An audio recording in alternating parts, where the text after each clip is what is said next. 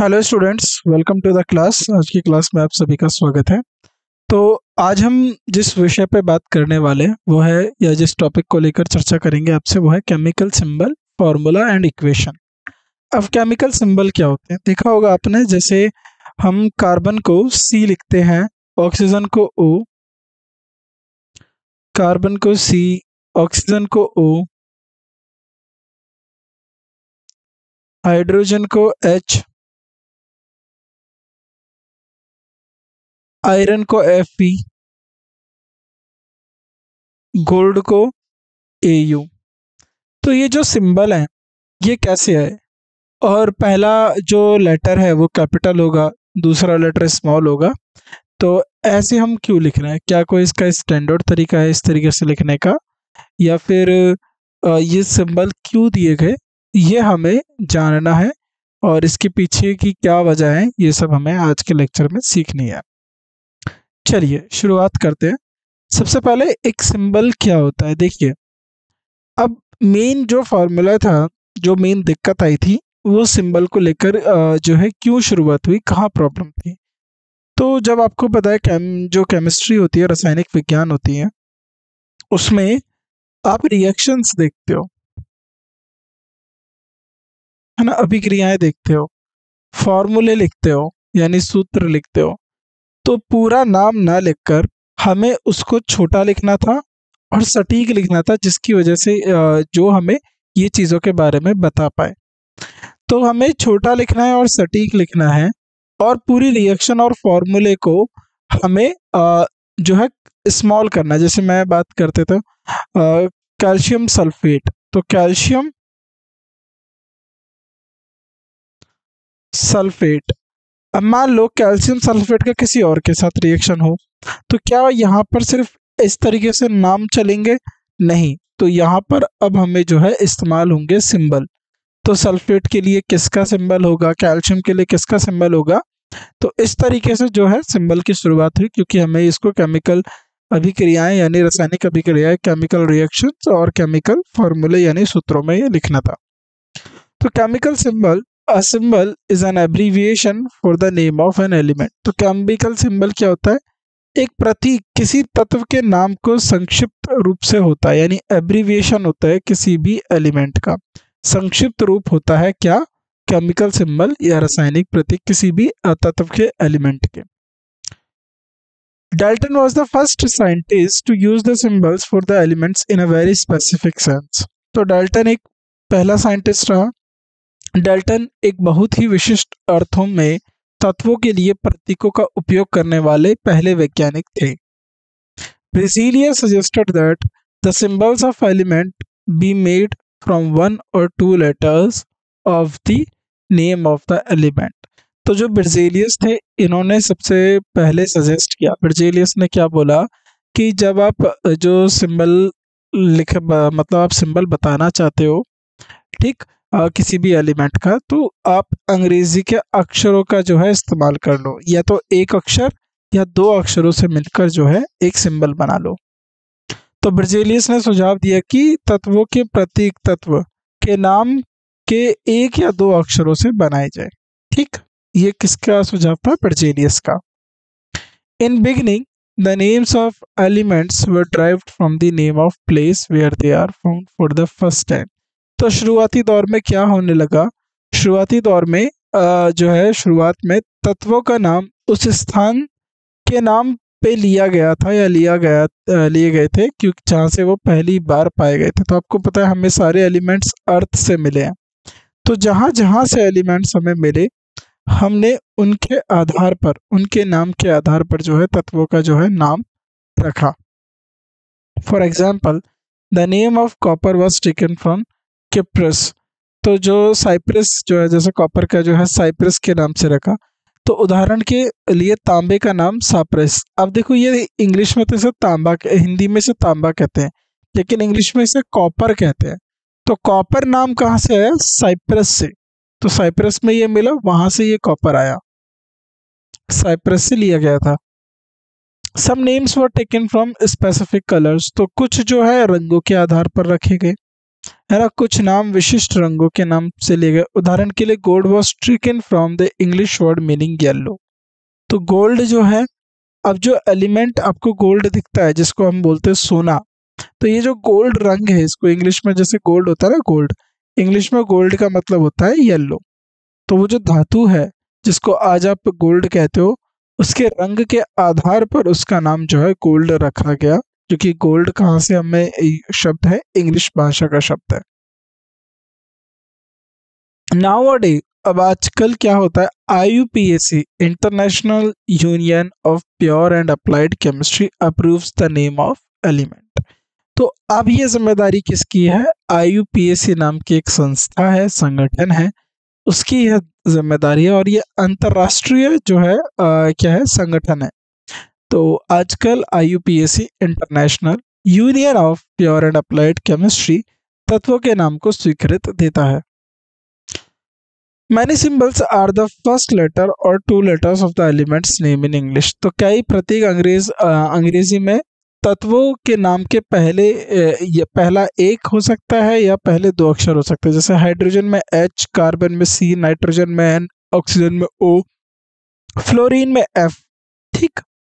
The first letter of symbol is always written in capital. तो ये बहुत महत्वपूर्ण बात है, जो पहला अक्षर होगा वह हमेशा बड़े अक्षर के रूप में लिखा जाता है, and the second letter as a small letter, और जो दूसरा अक्षर छोटे अक्षर के रूप में लिखा जाता है। तो याद रखिएगा, पहला लेटर बड़ा अक्षर के रूप में लिखा जाएगा, और वहीं छोटा लेटर जो है छोटे अक्षर के रूप में लिखा जाएगा दूसरा letter. Other symbols have been taken from the names of element in Latin, German और ग्रीक। और जो अन्य प्रतीक हैं उनके सिंबल और उनके नाम हमने कहाँ से लिए, लैटिन भाषा से, जर्मन भाषा से, या ग्रीक के तत्वों के नाम से ले गए। तो अब जिम्मेदारी किसकी होती है, IUPAC की, एलिमेंट्स के नाम देने की। ठीक।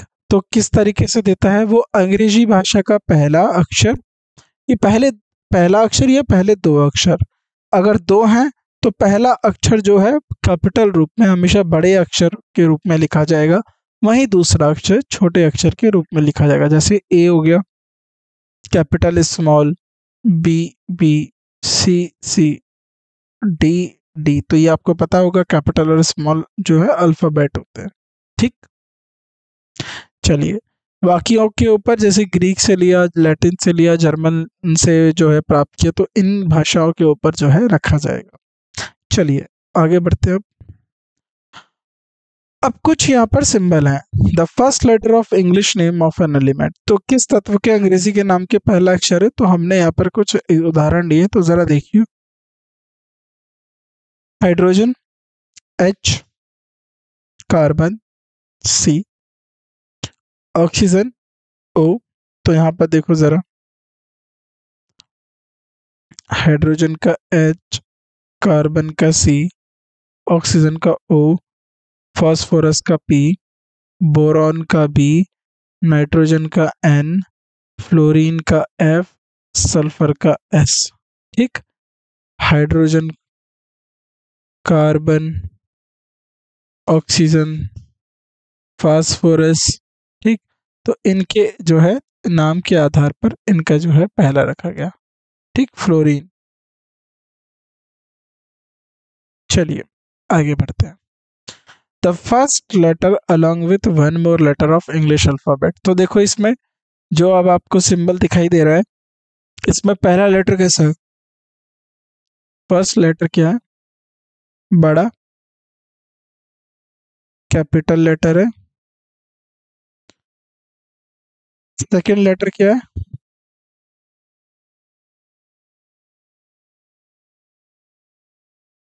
स्मॉल। ठीक। हीलियम H और E, nickel Ni, manganese Mn, argon, chromium, chlorine Cl, platinum Pt। क्योंकि सिर्फ P नहीं लिख सकते थे, P किसका होता है, फास्फोरस का। Neon Ne, magnesium Mg, aluminium Al, calcium Ca, cobalt Co, zinc Zn, radium Ra। तो ये देख पा रहे हो आप, ठीक। तो यहाँ पर पहला लेटर आपको कैपिटल दिखेगा, वहीं दूसरा लेटर क्या दिखेगा, स्मॉल दिखेगा। तो ये कुछ हमारे सिंबल्स हैं जिनका जो है, ये कुछ एलिमेंट जो आपको दिखाए गए, इनका नाम जो है दो इंग्लिश के लेटर से बना है। तो पहला कैपिटल, दूसरा स्मॉल। चलिए, यहाँ तक आपको समझ में आया? आसान है ये, आगे बढ़ते हैं। 1 or 2 letters of the Latin name of an element। तो अब कुछ जो लैटिन नेम रखे गए, लैटिन एक भाषा है, उसके नाम के आधार पर कुछ और सिंबल्स के नाम रखे गए, वो और देख लेते हैं कौन से हैं। देखो, सोडियम, सोडियम को लैटिन में कहा जाता है नाट्रियम, तो नाट्रियम से Na ले लिया गया। तो आप सोच रहे होंगे सोडियम का S क्यों नहीं लिखा गया, वो इसलिए क्योंकि इसका नाम जो है लैटिन भाषा के नाट्रियम से लिया गया। पोटेशियम, पोटेशियम को लैटिन में कैलियम कहा जाता है, कैलियम, कैलियम का K ले लिया गया। आयरन, आयरन को फेरम कहा जाता है, फेरम का मतलब Fe, तो लोहा से फेरम Fe ले लिया गया यहाँ से, ठीक। कॉपर का क्यूप्रियम, तो क्यूप्रियम का Cu लिया गया, ठीक है, कॉपर में क्यूप्रियम का Cu लिया गया। सिल्वर का अर्जेंटियम, तो सिल्वर का Ag हम क्यों लिखते हैं, अर्जेंटियम, ठीक, अर्जेंटम। तो ये याद रखना आप, इसको हम क्या बोलते हैं, अर्जेंटम सिंबल। वहीं टिन, देखो टिन क्या है, टिन को स्टेटनम कहा जाता है, स्टेटनम, स्टेनम, तो स्टेनम टिन को कहा जाता है, तो स्टेनम से SN आ गया टिन के लिए। अब देखो जरा गोल्ड को ध्यान से देखो, गोल्ड एक इंग्लिश नेम है, लेकिन इसको लैटिन में ऑरम कहा जाता है। तो ऑरम जो है लैटिन वर्ड है, तो इसीलिए यहाँ से हमने AU, इसका जो वर्ड है AU ऑरम के लिए ले लिया गया। लड, लड को क्या बोला जाता है, PB, हम लड को क्यों लिखते हैं, क्योंकि लैटिन में इसको प्लम्बम कहा जाता है, प्लम्बम, तो यहाँ से क्या हो गया, लड। मरकरी को हम क्या बोलते हैं, हाइड्रेट गायरम, हाइड्रेट गायरम जो है हाइड्रा गायरम क्या है आपका लैटिन का नाम, तो हाइड्रा गायरम से हाइड्रा से H और गायरम से G ले लिया गया, तो ये बन गया Hg यानी मरकरी। चलिए, अब आता है केमिकल फॉर्मूला। तो केमिकल नाम समझ गए, अब आता है केमिकल फॉर्मूले क्या होते हैं। The chemical formula of a compound is a symbolic represent of its composition. तो किसी भी यौगिक का रासायनिक सूत्र उसके संरचना के प्रतीकात्मक रूपण होता है। जैसे मान लो कोई आपने केमिकल कंपाउंड लिख दिया, तो ठीक है, मैं यहाँ पर लिख देता हूँ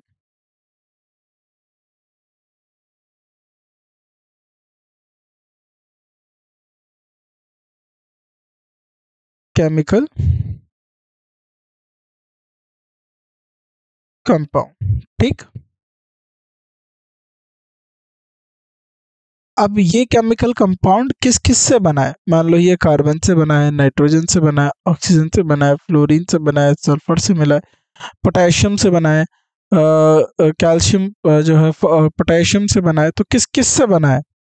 तो यहाँ पर हमने जो है, अब ये सारे के सारे इसमें लिखे जाएंगे, कार्बन का कितना परसेंट या कितने अणु हैं, एटम है, कौन सा फ्लोरीन के कितने एटम हैं। तो ये जो सारे तरीके हैं एटम्स के लिखने के या फ्लोरीन के बताने के, तो यहाँ से हमें जो है एक आइडिया मिलेगा और हम बताएंगे कि जो है केमिकल फॉर्मूला, केमिकल कंपाउंड जो है किन किन से यौगिक से बना हुआ है। तो ये चीज़ आपको यहाँ से क्लियर होगी, ठीक। चलो, तो chemical formula of a compound is a symbolic representation of composition. तो किसी यौगिक की रासायनिक सूत्र उनकी संरचना का प्रतीकात्मक रूपण होती है, right. We know that combining power और capacity of an element is known as its valency. हम जानते हैं कि किसी तत्व के संयोजन शक्ति या क्षमता को उसकी संयोजनात्मक रूप से जाना जाता है। ठीक है, तो कोई भी अगर कोई जो एलिमेंट होता है उसकी जो कंबाइनिंग पावर होती है वो किसके ऊपर डिपेंड होती है? वैलेंसी के ऊपर। ठीक, valency can be used to find out how the atoms of an element will combine with the atom और atoms of another element to form a chemical compound. तो ये संयोजकता का उपयोग यह पता लगाने के लिए किया जा सकता है कि किसी तत्व के परमाणु या रासायनिक यौगिक बनाने के लिए किसी अन्य तत्व के परमाणुओं के साथ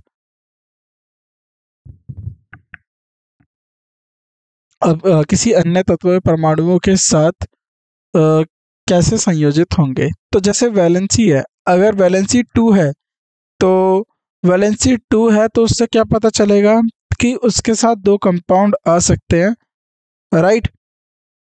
और उसके साथ साथ अगर वैलेंस मान लो किसी की वैलेंसी 3 होगी तो उससे क्या पता चलेगा कि उसके साथ 3 अलग से और 3 अलग से जो है कंपाउंड लिख सकते हैं, राइट। तो ये जो होगा ये आप पता कर पाएंगे इजीली। तो ये वैलेंसी के ऊपर डिपेंड होता है।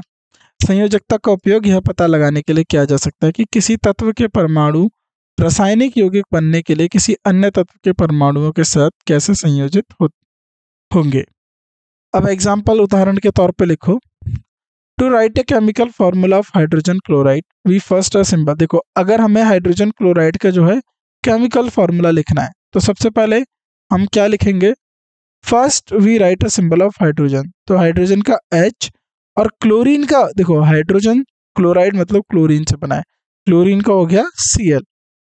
ठीक, एंड विद देयर वैलेंसीज। अब वैलेंसीज क्या, देखो हाइड्रोजन की वैलेंसीज होती है 1, अब +1 यानी हाइड्रोजन ये दे देता है। तो देखो यहाँ पर ये हाइड्रोजन का क्या हो गया? न्यूक्लियस, और इसका एटम क्या होता है? 1। वही क्लोरीन का देखो क्या होता है? एटॉमिक नंबर क्या होता है? 7। तो ये क्या हो जाएगा? एटॉमिक नंबर क्लोरीन का देखो कितना होता है? Hydrogen, helium, lithium, barium, boron, carbon, nitrogen, फिर उसका ऑक्सीजन, फ्लोरीन। तो 1 2 3 4 5 6 7 8 9। तो इसका क्या होता है? 9 होता है, एटॉमिक नंबर 9 होता है, यानी इसके पास 9 number of electron, 9 number of proton है। ठीक है, तो जरा ध्यान से देखो। अब तो पहले ये हो गया न्यूक्लियस, न्यूक्लियस हो गया, चलो इसको हम पॉजिटिव चार्ज बोल के न्यूक्लियस बता देते, ये न्यूक्लियस है। तो पहले शेल में कितने इलेक्ट्रॉन आते हैं? 2। अब कितने बचे? 9 में से 7, 1 2 3 4 5 6 7। तो इसमें तो 2 पूरे होते हैं, तो 2 8, तो ये तो पूरे हैं, 8 चाहिए। तो 8 चाहिए, इसको पूरे करने हैं दूसरे शेल में। तो यहां से ये क्या करेगा? बाहर से एक प्राप्त करेगा। क्या करेगा? बाहर से एक प्राप्त करेगा। तो इसीलिए हाइड्रोजन की भी वैलेंसी 1। अब इसको ऐसे क्रॉस मल्टीप्लाई कर दो तो आप ऐसे लिखेंगे H1 Cl1, तो 1 1 है तो सिंपल HCl लिख देंगे। तो HCl क्या बन गया? हाइड्रोजन क्लोराइड का क्या है? सूत्र बन गया। So chlorine with their valencies, हमने वैलेंसीज लिख दी। After exchanging of their valencies we found chemical formula of hydrogen. तो हमने इसकी देखो वैलेंसी को एक्सचेंज करा और इसमें क्या करा? हमने केमिकल फॉर्मूला जो है फाइंड आउट करके दिया। ठीक, चलिए तो इस तरीके से हम जो है इसकी वैलेंसी लिख लेंगे। 1 1 H हो गया और Cl हो गया। तो ये आपस में क्रॉस मल्टीप्लाई करेंगे तो इनकी वैलेंसीज पता चल जाएगी हमें। ठीक, अब मान लो हाइड्रोजन सल्फाइड लिखना है, हाइड्रोजन का H और सल्फर का कितना होता है? S। अब सल्फर का क्या होता है? Atomic number 16। तो अब देखो कितना होता है? 16। तो ये हो गया सल्फर का पहला न्यूक्लियस। तो इसका तो हमें पता है 1 होता है। ठीक है, तो पहले न्यूक्लियस में कितने गए? 2। उसके बाद दूसरे में भी कितने हो गए? 8। अब 16 होता है, सल्फर का एटॉमिक नंबर होता है 16, तो 16 इलेक्ट्रॉन है। तो यहाँ पर तो 2 पूरे आ गए, दूसरे शेल में 8 आ गए, लेकिन यहाँ पर कितने हो जाएंगे? 6। तो अब इसे कितने इलेक्ट्रॉन चाहिए? तो इसे 2 इलेक्ट्रॉन चाहिए। वैलेंसी क्या है? 2 इलेक्ट्रॉन की। तो इसकी वैलेंसी क्या हुई? 2। तो 2 इसकी वैलेंसी हुई, तो क्रॉस मल्टीप्लाई कर दो। ठीक, तो क्रॉस मल्टीप्लाई करेंगे तो यहाँ पर H के साथ क्या हो जाएगा? 2 और हाइड्रोजन हो गया ये, तो ये हाइड्रोजन सल्फाइड हो गया। यानी इसकी वैलेंसी 2 थी, यानी इसे 2 इलेक्ट्रॉन की जरूरत थी। तो 2 इलेक्ट्रॉन की जरूरत को पूरा करने के लिए इसको 2 हाइड्रोजन चाहिए थे, तो इसने अपने साथ 2 हाइड्रोजन को अटैच किया, कंबाइन करके अपनी वैलेंसी पूरी करी। तो यह हाइड्रोजन सल्फाइड का फॉर्मूला बना। अब देखो एल्युमिनियम और ऑक्सीजन। एल्युमिनियम ऑक्साइड, तो एल्युमिनियम और ऑक्सीजन। अब एल्युमिनियम का एटॉमिक नंबर होता है 13 और ऑक्सीजन का एटॉमिक नंबर होता है 8। तो देखो एल्युमिनियम 2, अब हमारा स्टैंडर्ड क्या है? 2 8 8, 2 8 8। तो पहले में चले गए तो इसमें चले गए 8, तो टोटल कितने हो गए? 10। अब कितने बचे? 3। तो देखो 3 इलेक्ट्रॉन, अब इसको 5 चाहिए, तो 5 अपने पास लाने की बचा ये 3 अपने दे सकता है। तो इसके जो है एल्युमिनियम की वैलेंसी कितनी हो गई? 3। ऑक्सीजन की क्या है? 2। अब 8 तो पूरे नहीं है, अब बचे कितने? 6। तो अब इसकी वैलेंसी कितनी हो गई? 2। तो ऑक्सीजन को 2 इलेक्ट्रॉन की जरूरत है, तो अब इसकी क्रॉस मल्टीप्लाई कर दो, तो हो जाएगा Al2O3 एल्युमिनियम ऑक्साइड। तो इस तरीके से ये हमारा क्या बन गया? एल्युमिनियम ऑक्साइड बन गया। ठीक है, तो ये क्रॉस मल्टीप्लाई क्या करनी है? इनकी वैलेंसीज की क्रॉस मल्टीप्लाई करनी है, और यहाँ से आपको तरीका पता चल जाएगा कि किस तरीके से हम इसकी वैलेंसी फाइंड आउट करेंगे, क्या इसका जो है सही तरीका है। कैल्शियम ऑक्साइड देखिए, कैल्शियम का C ऑक्साइड बनता है ऑक्सीजन से, तो ऑक्सीजन का O। अब कैल्शियम की होती है, अब देखो वैलेंसी होती है 20। कैल्शियम का एटॉमिक नंबर होता है 20, तो कैल्शियम का एटॉमिक नंबर होता है 20। 20 और 20 को आप फिल कैसे करोगे? 2 8 8, 2 8 8 18, और अब ये 2, तो इसकी वैलेंसी कितनी है? 2। यहाँ लिख दो 2। ऑक्सीजन की वैलेंसी कितनी है? ऑक्सीजन की पहले इलेक्ट्रॉन कितने? 8, तो 2 6, तो इसकी भी वैलेंसी कितनी होगी? 2।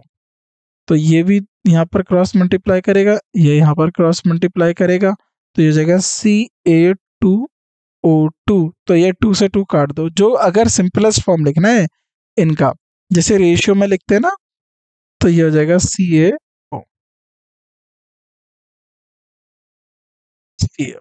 कैल्शियम ऑक्साइड जो है इसका रासायनिक सूत्र हो जाएगा। ठीक, चलिए वेरी गुड। ठीक है, यहाँ से आप क्या सीख गए? कैल्शियम ऑक्साइड सीख गए। चलो नेक्स्ट क्वेश्चन, आगे बढ़ते हैं। Calcium oxide.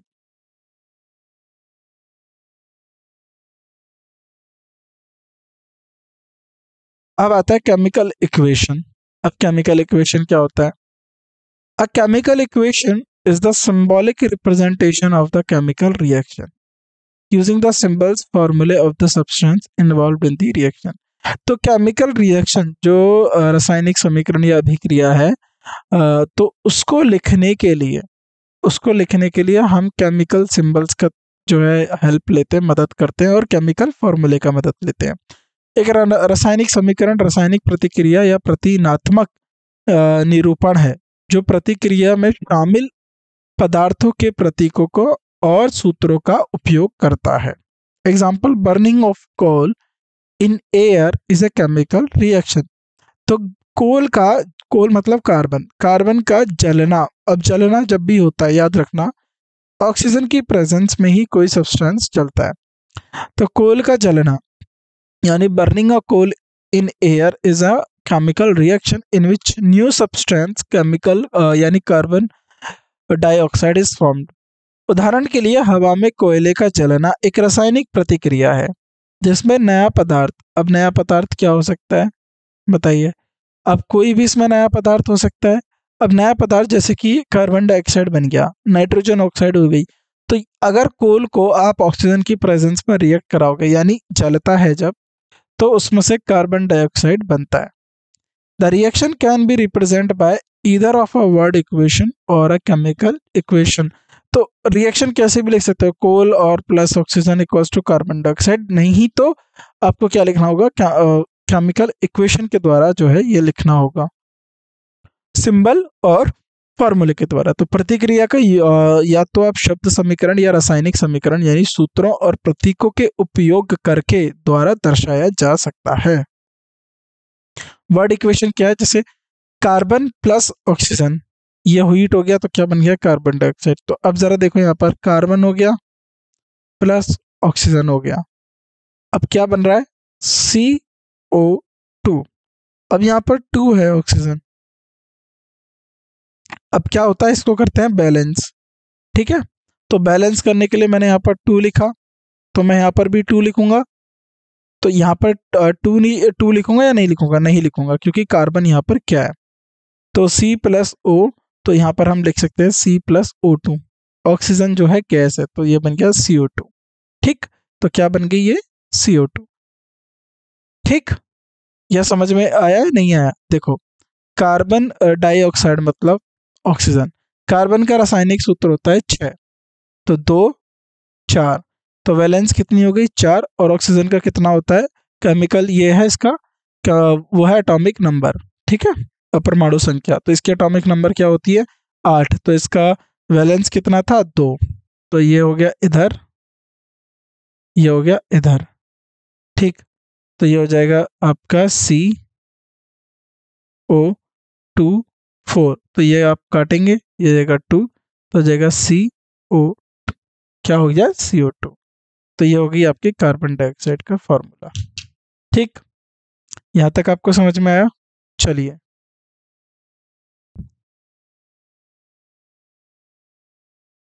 राइट, चलिए अब इसको देखिए किस तरीके से करते हैं, राइट।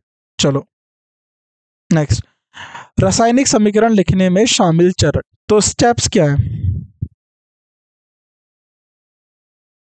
तो राइट द सिंबल्स और फॉर्मूले of the reactant on left hand side with a plus sign between them. तो जितने भी रिएक्टेंट हैं, जो भी आपके रिएक्टेंट हैं, उनके बीच में आप प्लस साइन लिखोगे, ताकि आप बताओ कि ये सब जो हैं आपस में मिले हैं, ठीक है। ये अभिकारकों के प्रतीकों का सूत्र को बाईं ओर प्लस चिन्ह के साथ लिखेंगे। Right the symbol of formulae of the product on the right hand side, तो इधर होगा आपका रिएक्टेंट, अभिकारक, रिएक्टेंट्स, और इधर होगा आपका products, products. Right the symbol of formulae of the product on the right hand side with plus sign, तो इसमें क्या हो जाएगा, उत्पादकों के प्रतीकों का सूत्र दाई और एक प्लस चिन्ह के साथ लिखेंगे। तो जितने भी रिएक्टेंट है और जितने भी प्रोडक्ट है, उन सब में आप क्या लिखोगे, प्लस साइन के साथ लिखोगे।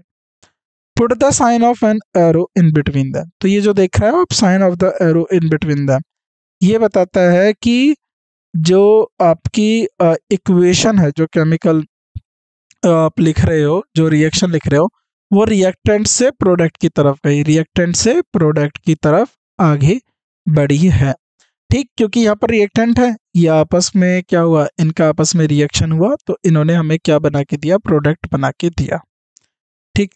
The gaseous, liquid, aqueous and solid state of reactant and product represent by the notation. अगर अभिकारक और उत्पादक में जो अगर गैस में है, यानी गैस में G लिखेंगे, द्रव में है L लिखेंगे, जलीय है यानी उसको पानी में मिला के घोल बनाया गया एक्वस लिखेंगे, अगर ठोस है, सॉलिड है, तो S लिखेंगे। Magnesium ribbon burn with dazzling white flame changes into powder, तो देखो जो अब उदाहरण के तौर पे जो मैग्नीशियम रिबन है, यानी मैग्नीशियम है, ये सॉलिड है Mg, ये S है, प्लस ऑक्सीजन की प्रेजेंस में क्या है, ये ऑक्सीजन एक गैस है। अब क्या हो जाएगा, ये क्या बन जाएगा, व्हाइट पाउडर, तो ये क्या किस में बदल रहा है, सॉलिड में बदल रहा है, तो इक्वेशन को कैसे लिखोगे, MgS ऑक्सीजन गैस, तो क्या बन जाएगा, MgO। इसी तरीके से आपकी कुछ और रिएक्शंस है, इनको हम कल पढ़ेंगे। तो आज की क्लास में इतना ही। आपको जो जो चीज़ें बताई गई, किस तरीके से फॉर्मूला और इक्वेशन और सिंबल लिखने होते हैं, वो बहुत इंपॉर्टेंट है, उनको पता होना चाहिए। बाकी की जो जानकारी है वो हम अपनी नेक्स्ट क्लास में, यानी अगली क्लास जो होगी हमारी इसकी विषय के ऊपर, हम उसके साथ उस क्लास में आपके साथ साझा करेंगे। तो आप सभी का शुक्रिया आज की क्लास में उपस्थित होने के लिए। आपसे मुलाकात करते हैं अगली क्लास में। तब तक के लिए जो चीज़ें आपको बताई उनको अच्छे से समझिए, पढ़िए, लिखिए और अपनी तैयारी करते रहिए। धन्यवाद आप सभी का।